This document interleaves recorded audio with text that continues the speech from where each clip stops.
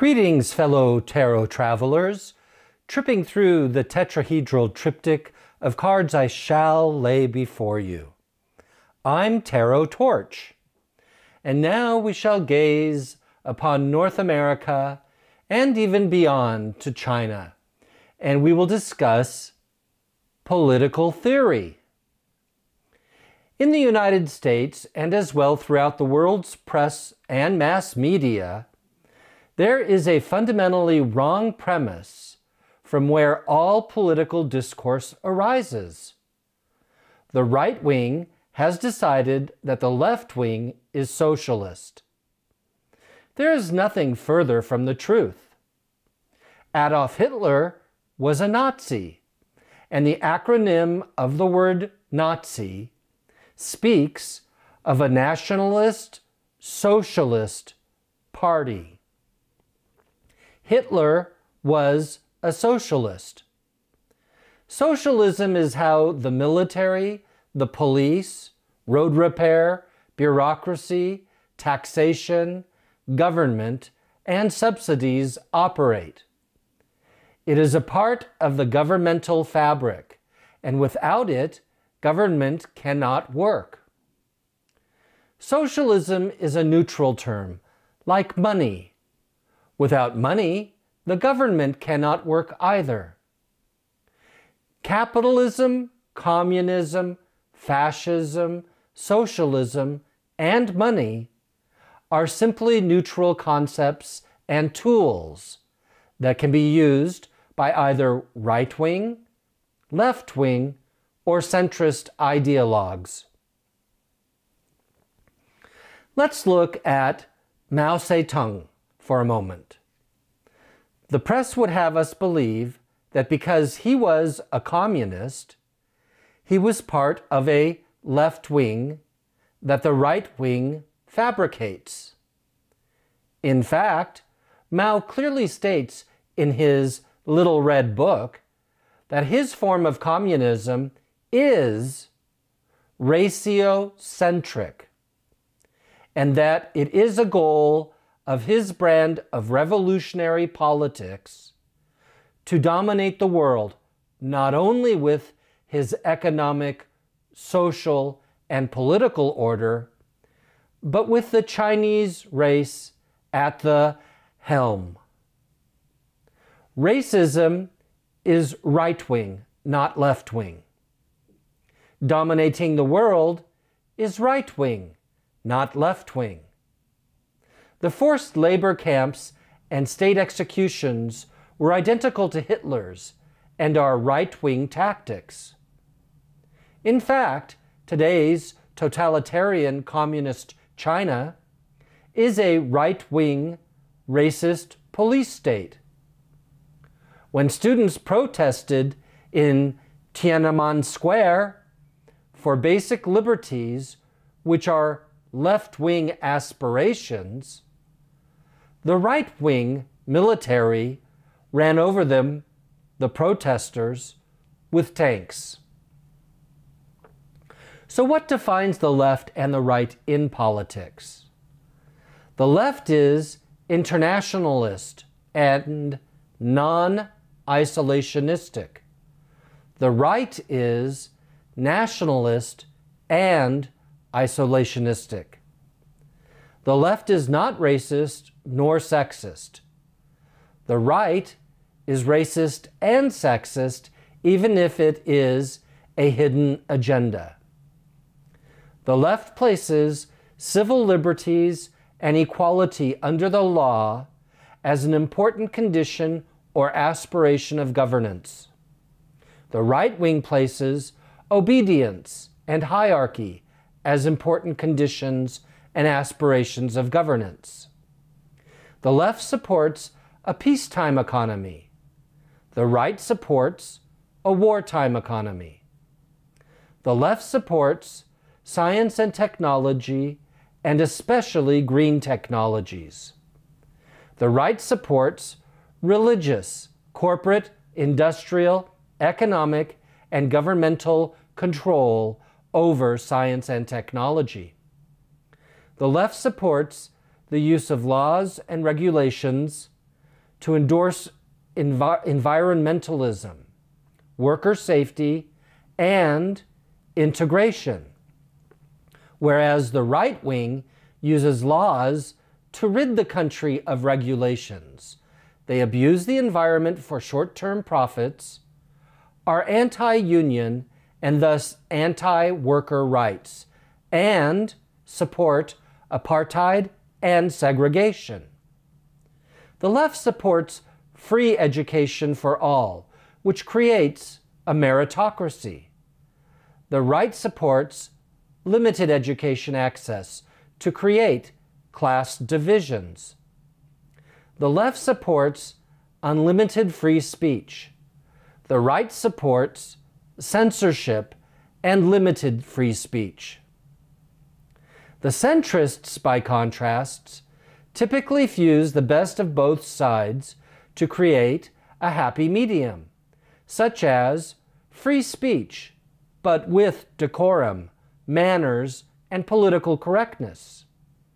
When individuals or institutions blend right, centrist, and left-wing agendas, which is very typical, this blend of views usually renders the individual or institution into a centrist capacity, usually with a directional or dignifying support for the right or the left, or on occasion, the centrist platform. Any side can use mercantilism, socialism, fascism, communism, capitalism, imperialism, colonialism, or religion, just as either wing or the centrists can use money to achieve their goals. All sides have used these tools in the past. Let us view a new hopeful presidential candidate to acquire a more precise picture of how this applies. It is important to remember that few movements or individuals are completely right or left wing. Everything and everyone seems to largely be a blend of the two. However, everyone and everything does have either a right wing, a centrist, or a left wing direction or preference, albeit an often changing impermanent direction that is addressed and dignified. Tulsi Gabbard has thrown her Hawaiian lei into the ring and is now running for the presidency of the United States in the 2020 elections. Her stance is clear. Having served as a major for 2 deployments in Afghanistan and having served 2 terms as a United States Congresswoman, it is her opinion that if America stops all foreign adventurism in regime change wars, whether practiced in direct American conflicts and occupations, proxy wars, or mercenary actions, America could easily afford Medicare for all and could fix its infrastructure as well. Ms. Gabbard supports the legalization of marijuana and feels that America must begin to stand strong against big pharma lobbyists and corporations. She is friends with and supports Bernie Sanders and has made peace with the LGBT community after having worked with her father against this community in her youth before she joined the military and became more educated on the topic. She is a practicing Hindu of Samoan heritage and presents a most unique candidacy in the history of America at the age of 37. She carries herself very well as an intelligent, successful, articulate, and beautiful woman whose experience certainly qualifies her to run for the nation's highest office. Congresswoman Gabbard's dedication as a major in the occupation of Afghanistan is right-wing. Her view on marijuana is left-wing. She has said that if America is attacked or threatened, she would conquer the enemy, but that foreign adventurism must end. Certainly, this is a blend of right-wing and left-wing views. Ms. Gabbard is opposed to Big Pharma and other corporate abuses, which is left-wing, but she seeks to make the American economy prosperous, which is conservative. Her practice of Hinduism offers to America an integrational experience, which is left-wing, but Hinduism itself is very right-wing. And so it goes that although Tulsi Gabbard is running on a left-wing platform, she is in fact a blend of both right and left wings, and therefore ultimately she should be addressed as a centrist candidate who is directionally aimed towards progressive ideals. Tulsi Gabbard is labeled incorrectly by the mass media because of fear-mongering due to her progressive views. But, in fact, she is a centrist candidate who holds an amalgam of views. Her basic platform is progressive as well as centrist, and yet conservative right-wing views are also easily discovered when one notes her powerful allegiance to protecting the United States with military might, because this is a country she truly loves. She has still yet to make a definitive stance on the use of torture and seems to be teetering towards the right-wing acceptance of this illegal practice as specifically addressed in the Eighth Amendment of the U.S. Constitution and as well in international law. While we are on the topic of Tulsi Gabbard, one must wonder, what are Tulsi Gabbard's chances of actually winning the presidency? Will she educate people irrespective of a presidential victory? Will she run again if her first victory is not assured? What is her future in politics at her young age, considering that she could have as many as 50 more years of public service? Is mass media doing a disservice to the American electoral system by slandering Tulsi Gabbard on a daily basis because her forward-thinking platform is progressive, advanced, well thought out, and not based on selfish or destructive ends? Can America vote for a candidate who places service above ego and truth above corruption? Well, these are some very big questions. And when there are questions we simply cannot answer, we get to ask the cards, because the cards may not answer our questions, but they certainly will have something to say, and their counsel is unique and invigorating to the intellectual discussion. Today I've selected 3 decks, and I hope there's room underneath the camera here for all 3 decks to shine. One deck I've chosen is called the Yoga Tarot. This is a very interesting and beautiful deck. It's based on Rider-Waite-Smith's system of tarot, so it's not a Marseille deck. But they've seemed to replace many of the Rider-Waite-Smith cards that are so negative. The negative cards in Rider-Waite-Smith actually are freeze frames of reversed cards. The Yoga Tarot is very positivistic, and it will help us to understand the Hindu aspect of Tulsi Gabbard's presidency. Another deck I have chosen is the Gassman Tarot deck, and this is only a higher arcane deck, and it is Tarot de Marseille. I've chosen this deck because Tulsi cannot just appeal to her own following. It turns out that when I looked online, there's an interesting thing going on. The Hindus in America are only 0.7% of the American population. And with her progressive views, she probably appeals greatly to the unaffiliated, which are the religious nuns. That, not N-U-N, but N-O-N-E-S, the people who have no religion. They're at 22.8% of the U.S. population. The evangelical Protestants are 25%, 25.4%, and the Catholics currently are at 20.8%. So the three biggest groups we have in America are the evangelical Protestants, which I doubt will support her if she's a Hindu, the Catholics, which could support her since the Second Vatican permits Catholics to engage with other religions in dialogue and practice, and then if we bring together the Jewish, Muslim, Buddhist, and Hindus, which doesn't add up to much, maybe 10%, and add to it the unaffiliated 22%, the atheists and agnostics, which are 3 and 4%, well, at that point, she may have an actual winning ticket for the presidency.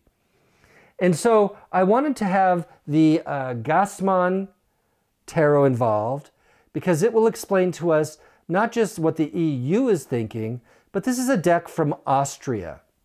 And Austria was part of the Austro-Hungarian Holy Roman Empire. It has a very deep Catholic history. And that is one enclave that Tulsi Gabbard probably will have to make peace with and attract to the voting polls if she wants a sure win victory. And the third deck I want to bring to the circle is just a set of playing cards, and it's the Union playing cards. Now, this particular deck is so interesting. I use it whenever I need to reference the United States of America. I know it's just a regular playing deck, but it has some aspects to it that I think really speaks of Tulsi's candidacy.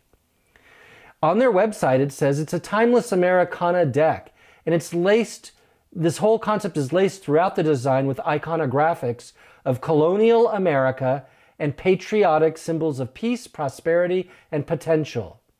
Union decks are made in America. Now get this, they use FSC certified paper, vegetable-based inks, and starch-based laminates. That's to say that this set of playing cards is eco and progressive. And it's not a traditional king, queen, and jack because we don't have monarchies in America. Instead, they are called queen, king, and jack, but they're Americans. You'll see when we turn the cards. So let us begin. I'm going to have to shuffle these cards. Whoops. Shuffle these cards a bit. The Gassmann cards seem to be asking for a good shuffle, so we'll start with them to let everybody know that this is a legitimate production, and I'll keep them in the frame somewhat. I need as much of the frame as I can get for the spread today, so that should be enough for us to be able to keep our eyes on it. And then here's the yoga deck. Very beautiful deck. I really like this deck and highly recommend it to anybody who practices yoga or Hinduism, because the positions of the yoga asanas is really wonderful to look at when doing tarot. And we'll cut this deck just to show we are very legitimate here on YouTube. Then we push this one to the side as well. Now this is a regular playing deck. So this is the only kind of deck that can be riffled shuffled. We never riffle shuffle tarot decks, Sibylla decks, Lenormand decks. No, no, no, no, no. The only deck that can be riffle shuffled are playing card decks. They're manufactured to be able to withstand that. Okay, so let's begin. I think what we'll do is we'll place the cards, not revealing them, so that I can set them up in front of the camera to assure that indeed everything has a place and fits in well. And then I'll turn the cards over. How does that sound? So I was thinking of doing a layout like this. And of course, we may use more cards to get some clarification. But this is a good beginning and a good start. What we have here is the lateral axis, which has to do with the public and the people. And that's the American cards. In the south is the true essence of who Gabby is, which is a Hindu. And up above, the aspiration of attracting the EU and the Catholics to support her candidacy, because that would be a true winning ticket for her. So let us turn over the cards and see what they say. Oops, we have the Ace of Hearts. Well, that's a wonderful and propitious card. This is the card of overwhelming joy and happiness, emotional satisfaction, reaching the people, shaking their hands, looking them in the eye, and truly being fully present and appreciative of the joy in their heart. This is the celebration of life without any falsity. It's one of the purest, emotionally rich cards of the tarot deck. And then we have the Five of Swords. Now, the Five of Swords has many interpretations. And in the Marseille Tarot, it represents breakthroughs. In the Rider-Waite-Smith system, it represents conflict points. And, you know, I can even interpret it with Thoth or any system I want, because this is not a true Marseille deck. Then we turn over the Yoga Tarot, and the card for the Yoga Tarot, I'm going to lift it up so people can see this. I have to put on a pair of glasses because Lo Scarabeo makes the print so small. This is the Seven of Pentacles. Do you see what I mean about the yoga asanas? The positions are very dramatic. Now, the Seven of Pentacles in the Marseille Tarot is all about acceptance. And in a way, I can see that in this card. If you look behind the person, though, there is a scorpion of all things. Now, in the Gassman cards, the Star. What a beautiful card. The Star is utter innocence and purity in the return to nature, with the connection to the cosmos, to be naked by the river and still touching the stars and being blessed by the trees. This is one of the most beautiful cards. And I've heard that Tulsi Gabbard surfs. And surfing is that kind of connection with nature. So there you go. We have quite a display here. She wants to be accepted for who she really, truly is. Her heart runneth over with the right spirit and intention.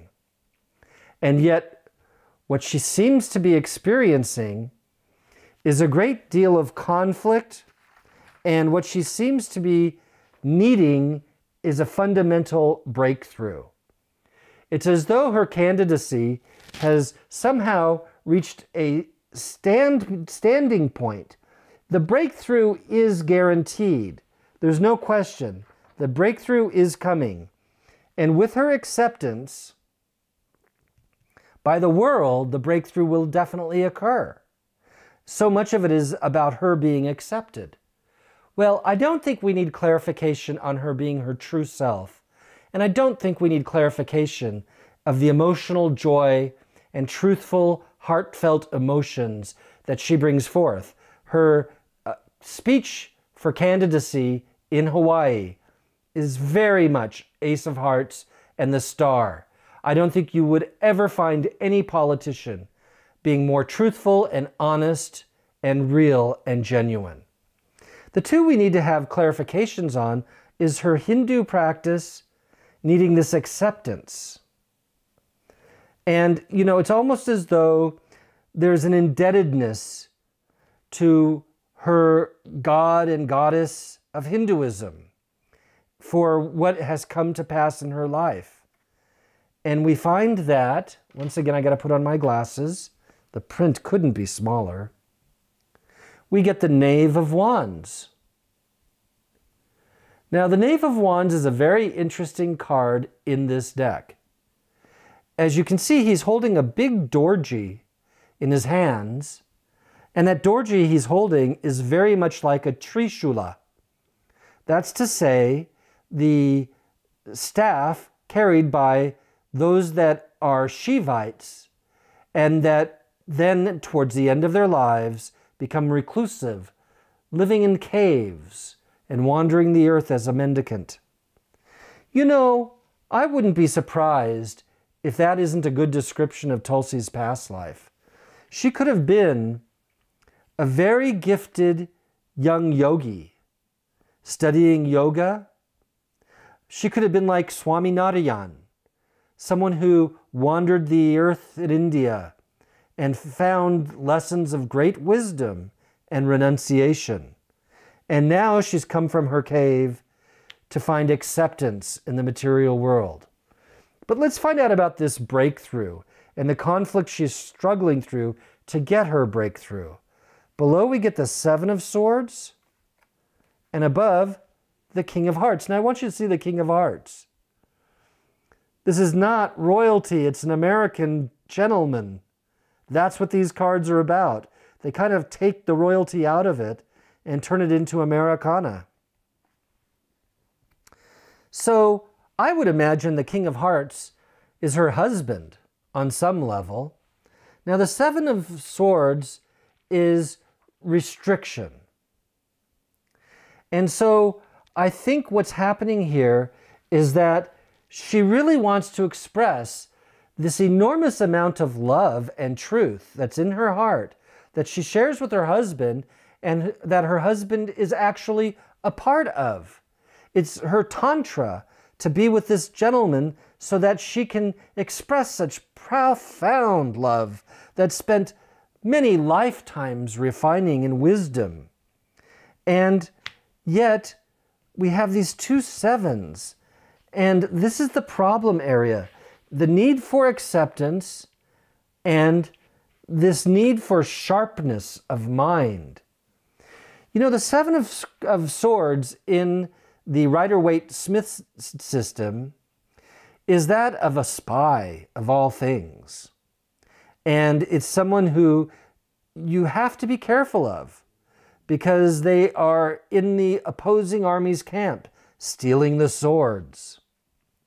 And so what I see here is that Tulsi Gabbard is a very deep and profound personality, and she has the knowledge and the sharpness for this breakthrough to occur. And it will occur with her husband present by her side.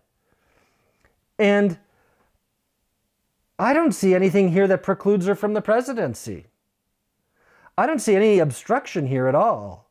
I see a need for acceptance and an eventual breakthrough, and I see that it's going to be based on the sharpness of her intellect, and that she has to be careful of spies. But overall, there's nothing here that undermines her attempt at reaching the presidency. Perhaps she'll be the first woman president. But I would say that the cards at this time look very good for her. I think we'll do one last extra card because we've done below what is above this card of acceptance. And it is the Magician.